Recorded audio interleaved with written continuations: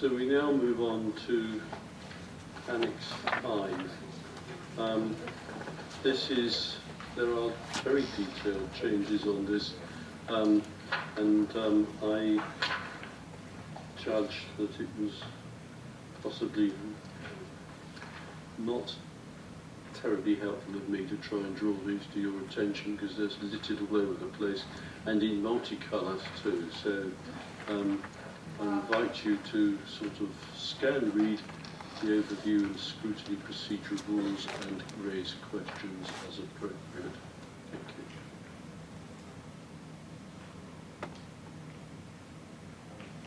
you. Mr. Howells, is there any point you wish to raise on this? No, I think on page page 95 were merely issues about grammar and the jigs. So instead of performance of it, it's to perform, which seemed to be matched with the rest of the issues under paragraph 1.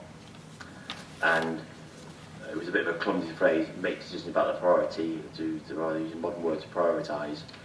On the next page, it was just the section was right, but it was a bit legalistic and a bit convoluted, and what we've tried to do is made it perhaps as best we can easy to understand the legislative provisions there under 2.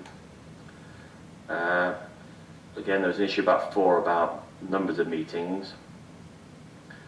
It said 6 ordinary meetings, and then suggested that there will also be 6 ordinary meetings of each standing subcommittee, which simply doesn't happen. So we deleted, the committee deleted "and of each standing subcommittee." The paragraph that's 96 covered.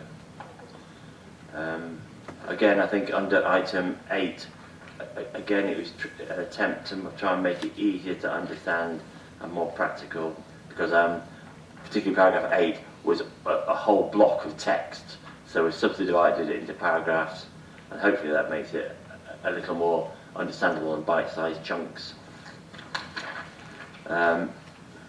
Page 98 was a particular issue. It was a query about if witnesses were to attend to address the Overview Scrutiny Committee, who determines what is a reasonable fee and expenses and whether it should be paid. Well, it just adds to say that as determined by the chairman in consultation with the monitoring officer. I have a bit of a typo change on it. Page 98, 11.2.1.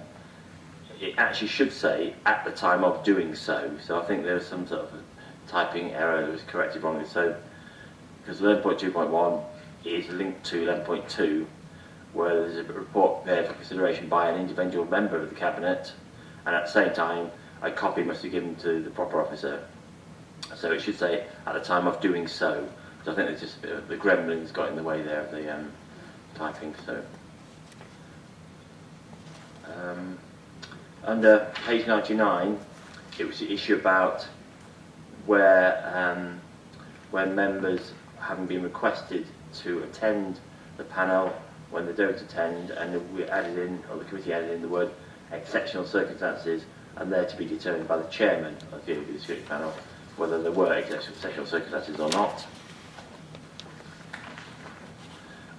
Page 100, there's the issue about witnesses at call-ins, and we had a particular issue recently, and that just clarifies that because it's a call-in, because it's about a decision, because it's meant to be a quick process to determine whether to refer the decision back or not, but there should be no witnesses other than those witnesses who reported directly to the decision maker. So if there are witnesses at the cabinet decision, at the time the cabinet decision was made, those witnesses are also available to go to scrutiny. Because you shouldn't really need witnesses to explain why you're concerned about a decision. Because if you're concerned about a decision, you've already taken that view, which is why you've referred it to scrutiny in the first place. So you shouldn't need decisions on that point. But you might want to understand how the cabinet came to that decision, and it would be helpful to know what witnesses they had with them at the time. So they'll have the report plus access to those witnesses who gave evidence or who provided advice at the cabinet meeting. Paragraph page 101. Nobody's questioned it. That I think there's an issue there about the aligning these to the law, because it says rather than paragraph I, it says that if the matter, it should be if the calling function is referred to full council, And that's the issue there, where the scrutiny panel has the power to either consider the matter itself, or if it thinks it's of such a serious matter, to actually refer, effectively, upwardly delegate its function of scrutiny to full council.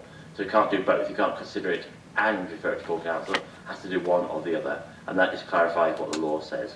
Come on, Iris. No, it doesn't. It's wrong. Councillor Dexter, he's being polite, but I think Councillor Johnson first, then Councillor Dexter. Councillor Johnson. Page 99, you've covered on C, where in exceptional circumstances that the member or officer is unable to attend, etc., etc. Now, we've had an example where someone couldn't attend to do their cabinet presentation at the last minute because of delays through work. Everybody's here on the night. I think the officer could actually give the presentation, and that should be allowed, rather than finding a new date and everybody having to turn out again, staff brought back in. Surely if the officer or member is present, the presentation could be given, rather than cancel and start all over again at another time. I think that's absolutely right, but we're just saying there might be exceptional circumstances where that particular cabinet member is so important to the decision review that it ought to be there, and it will be improper or not practicable to proceed in his or her absence. So it just gives that option, that's all. Councillor Dexter. Thank you, Mr. Chairman. I'd just like to make a general comment, and it applies really to this whole document that we've got before us. I mean, we've reached Annex 5, and I've noticed, you know, throughout this annex, you're referring to the Overview and Scrutiny Committee. But I personally sit on the Overview and Scrutiny Panel. And of course, right throughout this document, it's either referred to as a committee or a panel. So may I request that we change the whole document to read panel? Yeah, I apologise. Can you switch it? Yes, I apologise for that. It's because it was drafted by another authority which calls their panel a committee, and I think it's... So we will do a word check and make sure the committee turns to panel. Yeah.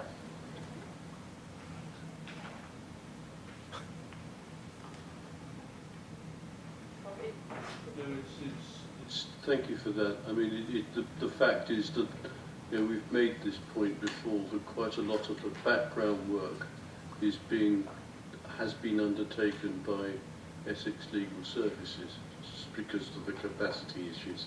So these inconsistencies have slipped in by stealth rather than deliberate obfuscation. Or indeed obfuscation, because that would be deliberate.